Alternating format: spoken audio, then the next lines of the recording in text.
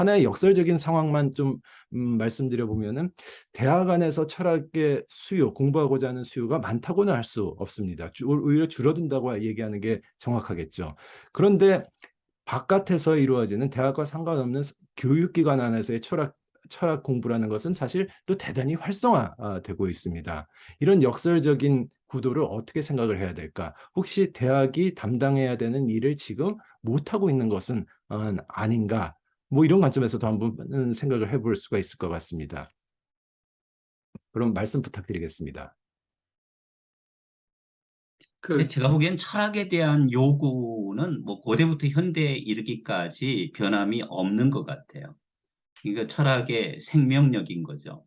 근데 이유는 간단해요. 문제가 있기 때문에 항상 우리가 질문을 던질 수밖에 없고, 그러다 보면 우리가 이제 철학이라는 학문과 맞닥뜨리는데, 문제는 이제 강단에서 이루어지는 철학이 과연 대중들이 생각하는 그런 철학과 동일한가, 동일하지 않은가, 여기에 저는 있는 것 같아요. 우선 그 학자와 연구자로서의 철학을 어떻게 연구할 것인가, 여기에 대해서 과연 한국에서 철학자가 예를 들자면 탁월한 수월한 연구 성과를 내기 위해서 꼭 유학을 나가야 되는가, 이런 문제는 저는 뭐 자연스럽게 해결되지 않았나 이런 생각이 듭니다. 왜냐하면 오늘날 학문 공동체라는 것이 국가의 틀 안에 묶여 있는 것이 아니라 전 세계가 이미 거의 포럼의 형식으로 연결되어 있기 때문에 어느 대학에서 어떤 사람이 어떤 연구를 하고 있는가를 유학을 나가지 않고서도 사실은 알 수가 있습니다. 그러니까 그만한 연구 환경과 예를 들자면 조건을 국내의 대학이 제시한다고 그런다면 굳이 철학을 심화 있게 연구하기 위해서 유학을 나갈 필요는 저는 없다고 생각을 합니다. 이제 문제는 이제 오늘 이제 항상 강단과 대중, 강단과 현실의 다리를 어떻게 놓을 것인가 이런 문제로 압축되는 것 같은데요. 그러니까 이것은 이제 철학 교육과 연관되어 있는 것 같아요. 어떻게 대중들에게 철학을 전달할 것인가, 철학 교육을 어떻게 할 것인가 이런 문제잖아요. 재미있는 것은 가장 어려운 철학을 했다고 판단되는 임마누엘 칸트, 뭐 그 당시 순수이성 비판이 출간되었을 때 뭐 혹평을 받았죠. 그 당시에 영국에서는 뭐라고 그러느냐면 칸트 스타일이라는 것이 유행을 했는데 칸트 스타일로 글을 쓰면 무엇을 의미하느냐 하면 아무도 알아듣지 못할 난해한 글쓰기다. 뭐 이런 평가를 받았잖아요. 근데 이렇게 말한 칸트조차 뭐라고 얘기하느냐면 우리가 학생들에게 철학을 교육할 때에는 필로소피, 철학을 전달해서는 안 되고 필로소피된 철학함을 갖다가 가르쳐야 된다. 이렇게 이야기를 했거든요. 학문으로서의 철학과 사유활동으로서의 철학을 구분을 한 것이죠. 그러니까 스스로 질문을 던지고 답을 찾아가려고 노력하고 내가 이제까지 당연하다고 생각했던 것이 과연 당연한 것인가를 갖다가 검토하는 이 질문의 제기 방식을 갖다가 가르쳐줘야 된다고 저는 생각을 합니다. 근데 이런 점에서 우리 이제 김도식 교수님이 뭐 시종일관 얘기하시는 것과 맥을 같이 하는 것인데요. 이런 의미에서 과연 강단에서 활동하고 있는 교수님들, 철학 교수님들, 강단 철학자들이 이 과업을 잘 수행할 수 있을 것인가? 이제 이런 질문이 제기된다고 봅니다. 근데 저는 여기에 대해서 상당히 회의적입니다. 왜냐하면 제도권에 묶여 있는 한 우리는 학문 내의 규칙과 기준을 염두에 둘 수밖에 없는 것이거든요. 그러니까 대중은 전혀 다른 것을 요구합니다. 근데 이것을 갖다가 파고드는 것이 예를 들자면 지금 뭐 다양한 매체들이잖아요. 그러니까 우리나라의 경우에는 지금 강단 철학은 쇠퇴하고 있습니다. 여러분들이 다 아시는 것처럼 전국에 철학과가 설치되어 있는 대학의 숫자가 지금 40개밖에 안 됩니다. 40개밖에 안 되는데 그중에서 50%만 예컨대 5명 이상의 교수를 확보하고 있고 나머지는 어떤 경우에는 뭐 3분, 2분. 그러니까 아마 미래에 이 과들이 어떻게 될지 모르는 학과들도 상당히 많거든요. 그런데 말씀하시는 것처럼 바깥으로 나가보면 철학에 대한 뭐 수요는 엄청나게 많습니다. 여기에 맞게 예를 들자면 뭐 포럼도 열리고 강연도 열리고 독서 클럽도 열리고 이렇거든요.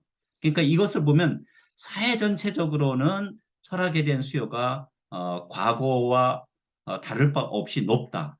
그렇다면 이것을 어떻게 충족시킬 것인가라는 문제가 제기되는 것이죠. 그래서 아까 이제 우리가 분업과 협업을 얘기한 것처럼 아마 여기에 맞춰져 있는 아마 전문가들이 앞으로는 자연스럽게 형성되지 않을 것인가. 우리가 이제 과거에는 이런 이야기를 하지 않습니까? 강단 철학과 제야 철학을 나눴거든요. 근데 과거에 나눌 때 강단 철학과 제야 철학의 제야 철학자들 역시 되게 어려운 철학을 구사했습니다. 그러니까 뭐냐면 강단의 틀에는 맞지 않지만 나름대로 되게 깊이 있는 철학을 한다고 생각을 하신 분들이 제야 철학자들이었거든요. 그런데 지금은 대중이 요구하는 건 그런 것들이 아니거든요. 예를 들면. 그러니까 새로운 욕구가 생기고 새로운 요구가 이제 제기되는데 이런 것을 맞출 수 있는 아마 매체와 또 글쓰기와 또 이런 것을 담당할 수 있는 저는 집단이 향후에는 자연스럽게 이루어지리라고 생각을 합니다. 여기에 이제 제도권이 조금 각성할 필요가 있다고 생각이 듭니다. 제도의 틀이 너무 붕괴되어 버리면 결과적으로는 뭐냐면 이 대중의 욕구를 충족시킬 수 있는 역량을 기를 수가 없다고 저는 보거든요. 그래서 여기에서도 제도와 예컨대 재의 협업이 필요한데 그러기 위해서는 역설적으로 소위 뭐 여기서 제도라고 이야기할 때는 대학을 말하는 것 아니겠습니까? 대학의 철학과가 좀 굳건하게 좀 건강하게 성장할 필요가 있다. 그래서 지금 강단 철학이 쇠퇴되고 있는 것은 지극히 우려할 상황이다. 저는 그렇게 봅니다.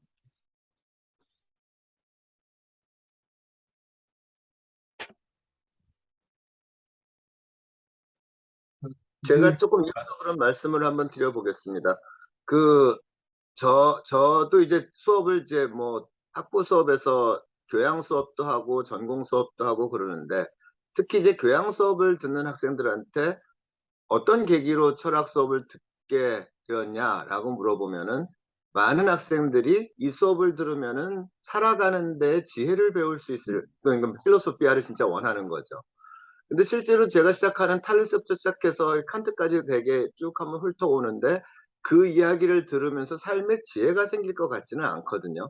그 굉장히 딱딱한 만물의 근원이 무엇인가라는 질문으로부터 시작을 해서 인식이라는 것이 어떻게 뭐 이런 종류의 것들은 사실은 그 지금 여러 선생님들이 말씀하시는 전형적인 강단 철학이고요. 그 지혜들이 뭐 지혜라고 할 수 있을지는 모르지만은 삶에 크게 도움이 되지 않는다라는 거에 아마 대부분 동의를 하실 거예요. 그래서 이제 저는 그거를 약간 그것도 뭐 투트랙이라고 말씀드리긴 어렵고 뭐 예를 들어 가지고 한 100분 수업을 한다라고 하면은 한 80분 정도는 그런 종류의 강단 철학을 하고 한 15분, 20분 정도는 그 조금 그 강단 철학과는 별개 좀 살아가는데 도움이 될 만한 그런 이야기들을 하는 이제 그런 약간의 투트랙을 쓰고 있는데 그 결국은 저는 철학의 그 강단 철학에서 전달하고자 하는 것은 크게 두 가지인 것 같습니다. 하나는 좀 치밀하게 치열하게 사고하는 능력. 그 사고라는 건 제가 아까 말씀드렸던 그 논리적인 것까지를 포함하는 거고요. 그 다음에는 또 하나는 질문을 던지는 능력. 이라고 저는 생각을 하거든요. 왜냐하면 철학자들의 대부분의 사람들이 거의 다 이제 좋은 새로운 질문을 던졌던 사람들이었기 때문에 그래서 그런 것들을 추적을 함으로써 결국은 질문이라는 건 이렇게 던지는구나. 그러니까 저 같은 경우에는 왜 사냐라고 누군가 물어보면은 솔직하게 죽지 못해 산다라는 답밖에는 생각이 나는 게 없거든요. 왜냐하면은 태어난 것도 제 의지로 태어난 게 아니고 뭐 죽음이라는 것도 제 의지를 가지고 선택하고 싶은 마음은 없기 때문에 결국은 제게 주어진 시간이라는 것에 대해서 그냥 뭐 죽음을 선택할 수 없으니까 사는 것밖에 없지 않냐라는 비교적 밋밋한 대답을 할 수 있는 반면에 비슷한 질문이지만은 어떻게 살고 싶냐라고 얘기를 하면 훨씬 제가 풍부한 저 나름대로의 생각을 이야기할 수 있다는 면에서 그러니까 질문을 좀 정교하게 함으로써 답이 굉장히 뻔하거나 굉장히 풍부해지거나의 어떤 미묘한 차이들이 생길 수 있다라는 것들이 이 철학이라는 수업을 통해서 전달될 수 있지 않을까라고 생각을 하고요. 그리고 그걸 저희 이제 이런 일상 아니면 뭐 어떤 일반적인 삶이라고 과 연결시켰을 때 이거는 뭐 제 생각은 제가 처음 생각한 건 아니고 저희 선배 교수님인 성태웅 교수님께서 말씀하신 건데 인생이라는 건 결국은 스스로 질문을 던지고 그 질문에 대해서 삶으로서 생활로서 대답하는 과정이라고 생각을 하거든요. 그럼 인생이라는 것 자체는 끊임없는 질문들을 스스로 던져야 되는데 그 스스로 질문을 던진다는 것 자체가 우리 사회에서는 그렇게 익숙하지 않습니다. 왜냐하면 다들 과제가 주어지면 그 남이 던진 과제 질문에 대해서 대답하는 것만 주로 생각을 하기 때문에 그 질문들을 스스로 던져서 내 인생에 대해서 내가 스스로 생각해보고 개척해보고 살아가는 뭐 그런 종류의 것들이 그러니까 강단하고 그러니까 수업에서 강단 철학만 하게 되면 사실은 그쪽은 학생들이 그렇게 많이 배워가는 특히 전공자가 아니면 많이 배워가는 것 같지는 않은데 그것을 일상으로 연결시켜주는 작업까지도 뭐 강의실에서 조금은 해야지 그것이 일반인들, 학생들에게 좀 도움이 되지 않을까. 그리고 그것이 좀 더 확장됐을 때 철학을 직접적으로, 그러니까 그게 아마 제가 보기엔 대중적인 수요나 관심이 밖에서 있는 이유가 그것일 테니까 그 연결고리를 해주는, 그 연결시켜주는 작업도 역시 지금 현재 강단에서 철학 강의를 맡고 있는 사람들이 조금은 더 신경을 써야 될 부분이 아닌가라고 생각을 해봅니다. 뭐 불교는 종교니까 요새 스님들은 이제 아주 젊으신 분들이 정말로 다양하게 유튜브나 강의나 이런 모임이 많습니다. 그럼 그 속에 들어보면 이 세상의 모든 주제, 이 기후 위기에서부터 뭐 불공정 이야기, 깨달음 이야기 그런 분이 많아요. 그래서 이제 우리 불교 우리 철학 같은 경우도 이제 김도식 교수님 아까 철학 카페를 말씀하셨는데 이 잘 됐으면 좋겠어요. 근데 이제 이게 얼마나 구체화되어 있어요? 아니면 제가 잠시 말씀 좀 듣고 싶어서.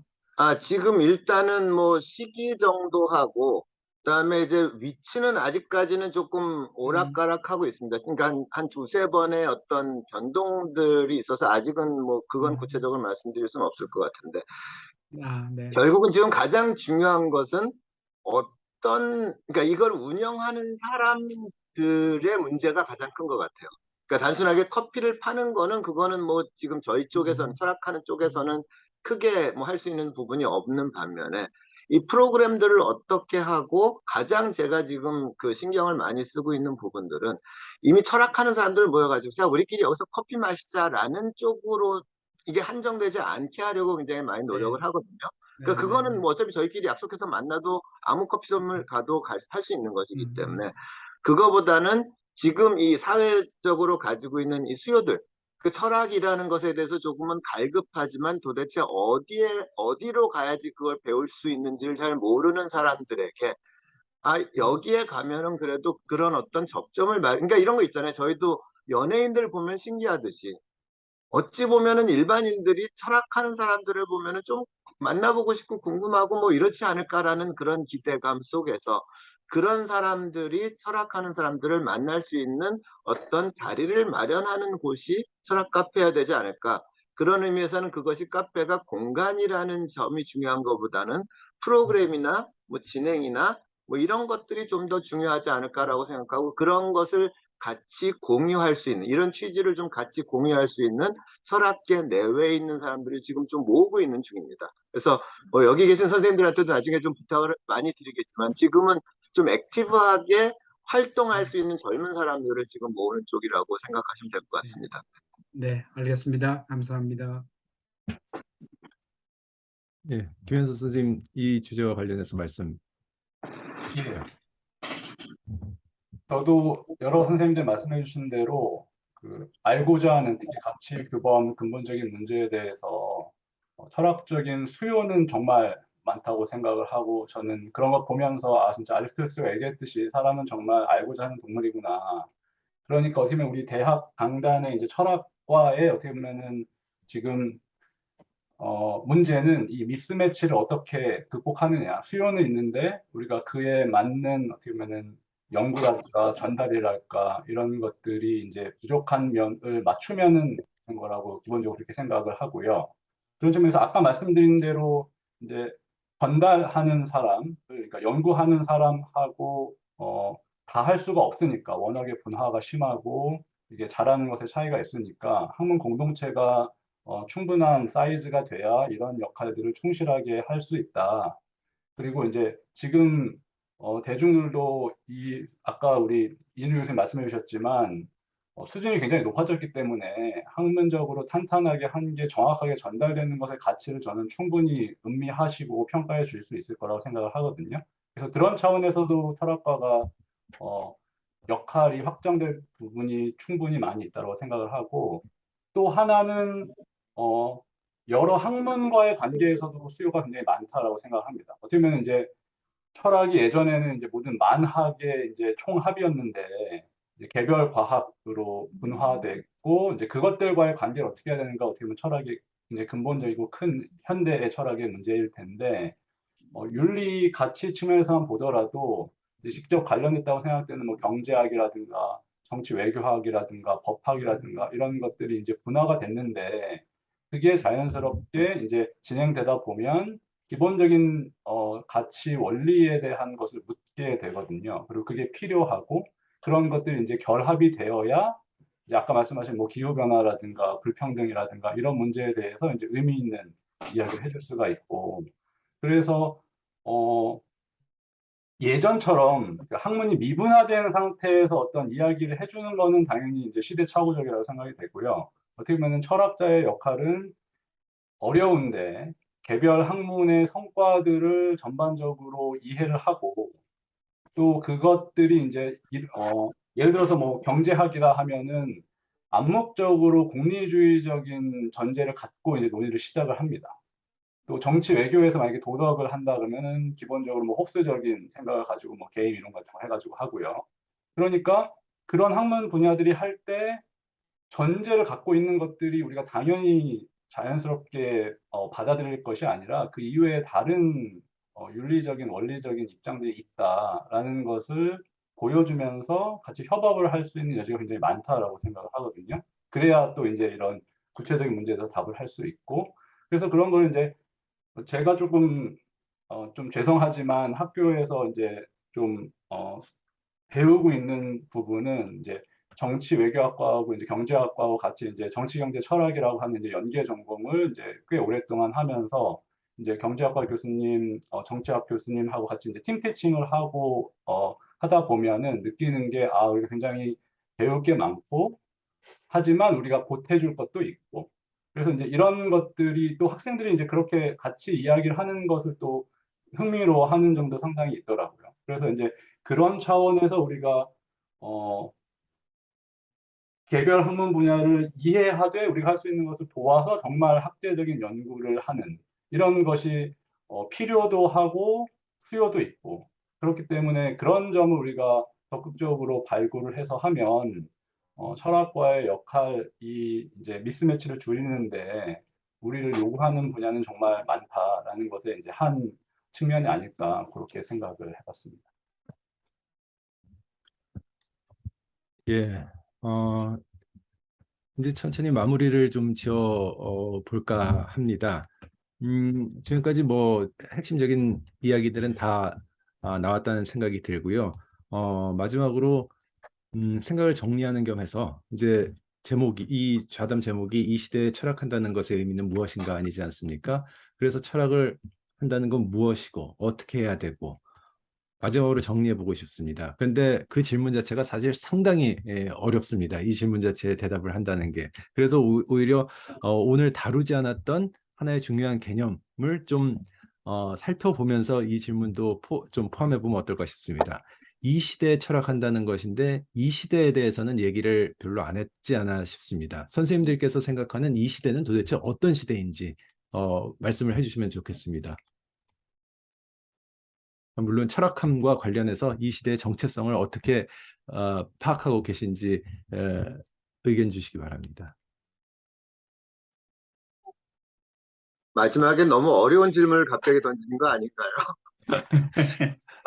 제가 아니, 그렇다고 그러면 아마 생각합니다. 그 마지막 질문은 또다시 한 2시간 정도 필요한 별도의 좌담의 주제 같은데 아주 간단하게 이야기하면 오늘의 주제와 연관되어서 가장 많이 언급된 것 중에 하나가 철학을 위기에 몰아넣은 것 중에 하나가 사실은 21세기를 지배하고 있는 과학과 기술이거든요. 과학과 기술은 분명한 솔루션을 제공하고 정답이 있다고 믿고 있는 데 비해서 철학은 늘 끊임없이 질문하는 학문이기 때문에 정답이 요구되는 시대에 정답을 제공하지 못하는 학문이 항상 뭐 폄하되고 위기에 빠지는 것은 당연한 이치이죠.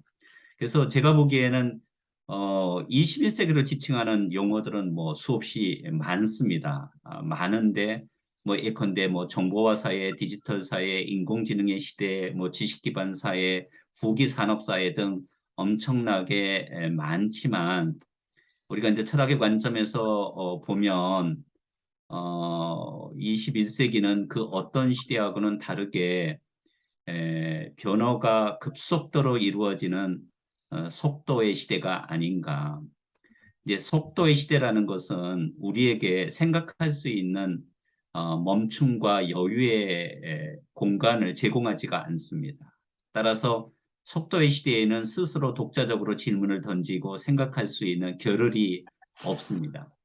많은 사람들이 아침부터 저녁까지 정신없이 주어진 과제를 수행하기 위해서 노동하고 근로하고 그러지 않습니까?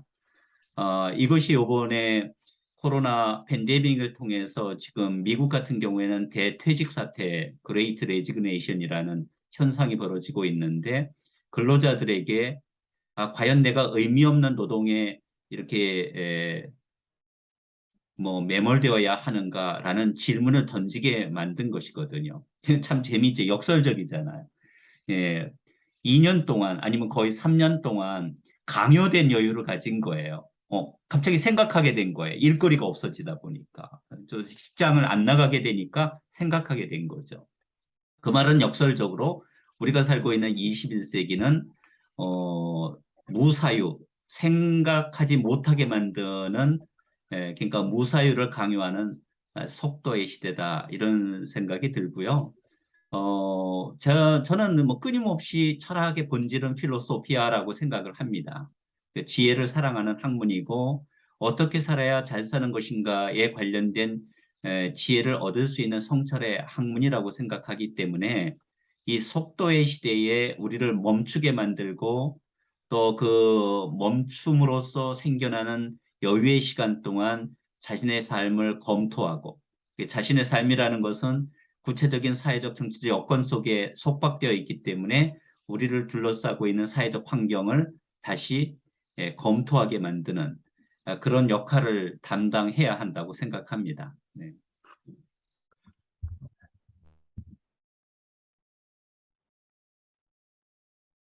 예, 말씀 부탁드리겠습니다. 맞아요. 마이크, 예. 그, 아, 그, 저는 이제 이거 시작하면서 말씀드린 대로 통시적 관점에서 말씀드리겠습니다.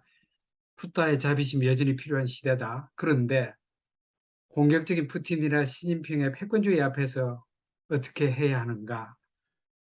또 과학과 기술로 군사를 앞세우는 인간의 욕망 앞에 또 국내를 보게 되면 극단적인 정치적 대결 앞에 불교의 자비심은 무슨 의미가 있을까? 그런 질문을 던지는 시대라고 생각합니다. 이상입니다.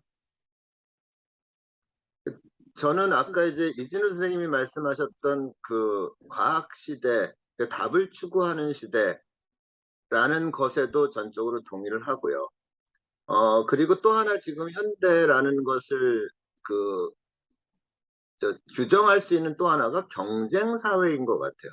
그래서 끊임없이 스스로 꼭 나쁜 의미만은 아닐지 모르지만은 끊임없이 스스로를 발전하게끔, 그래서 다른 사람과의 공정한 경쟁에서 이기게끔, 때로는 그 공정이라는 것을 그 좀 위반하면서까지도 이기는 것이 중요해지는, 뭐 그러면서 그 사회적인 측면뿐만 아니라 그 한병철 선생님 말씀하셨던 것처럼 이제 피로사회라는 그 단어가 우리에게 이제 굉장히 많이 익숙해진 그런 것 같은데, 그러니까 그런 시대에 살고 있는 저희가 결국은 철학이라는 것을 통해서 생각할 수 있는 거는 과연 이 흐름이라는 것을 따라가는 것이 맞느냐라는 것을 스스로에게 질문을 던지고, 저는 뭐 오늘 계속 하다 보니까 뭐 질문 던지는 마치 전도사처럼 되어버렸는데, 그러니까 스스로 현재 상황에 대해서 질문을 던지고 반추하고 좀 머물러서 생각해 보는 뭐 그런 것이 철학함이 아닐까라고 생각을 하거든요.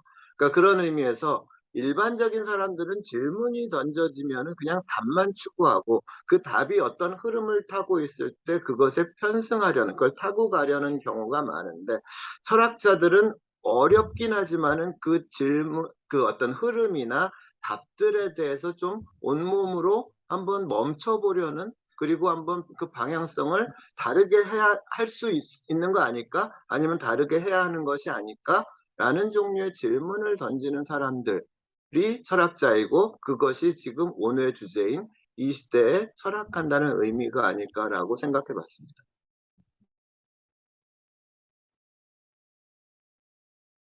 예, 김면서 선생님. 저도 이 어려운 질문에 대해서 한 말씀 드려야 되나요? 예. 저는 앞에 말씀하신 교수님들하고 다 일맥상통하는데, 시대의 키워드라고 하면, 변화가 빠른 것도 있고, 동시에 이제 여러 분야가 세분화돼서 발전하고 있다. 저는 그게 어떻게 보면 발전의 원천이라고 생각하기 때문에 불가피하고 우리가 기쁘게 받아들여야 하는데, 동시에 이제 그렇기 때문에 철학의 역할이 남는 거는, 이제 아까 개별 학문이 나아갔을 때 일종의 전제를 갖고서는 그 안에서 이제 세련된 이론을 할 때 우리는 원류에 있어 왔기 때문에 거기서 하지 못한 전제들을 재검토하는 작업, 그런 것들은 여전히 철학이 해야 되는 것으로 남을 것 같고, 그래서 그런 역량을 좀 적극적으로 발휘하면 여전히 우리가 할 일은 많고, 저는 철학이 더 번성할 수 있는 지금 시대가 온 것이 아닌가라고 좀 역설적으로 들릴 수 있지만 그렇게도 생각을 해보게 되겠습니다. 감사합니다. 네, 선생님들 답변 감사합니다. 어떤 질문은 답을 오래 생각하고 준비하는 것보다 그 즉흥적일 때 훨씬 더 본질을 꿰뚫는 그런 답변이 나오는 것 같은데, 이번 경우도 그런 것 같습니다. 아주 시대에 대해서 아주 다양한 말씀 진단들을 해주셨는데, 그 모든 말씀이 다 우리 시대에 꼭 필요하고 절갑하고 절실한 것 같다는 생각이 듭니다. 오늘 철학과 현실, 철학함의 의미에 대해서 살펴보았습니다. 철학함의 의미가 무엇인지를 살피면서 이 철학이 들어있는 시대적 환경이 우리가 어떤 세계 속에 살고 있는지 역시 한꺼번에 반성해 볼 수 있는 귀중한 시간이 아니었나 싶습니다. 철학과 현실은 앞으로도 더욱더 의미 있는 절실한, 우리에게 필요한 그런 주제를 가지고 좌담을 꾸며서 시청자 여러분들께 찾아뵙도록 하겠습니다. 오늘 참석해 주신 허우성 선생님, 이진우 선생님, 김면서 선생님, 김도식 선생님 감사드립니다. 저는 사회자 서동욱이었습니다. 오늘 좌담 여기서 마치도록 하겠습니다. 감사합니다. 네, 수고하셨습니다.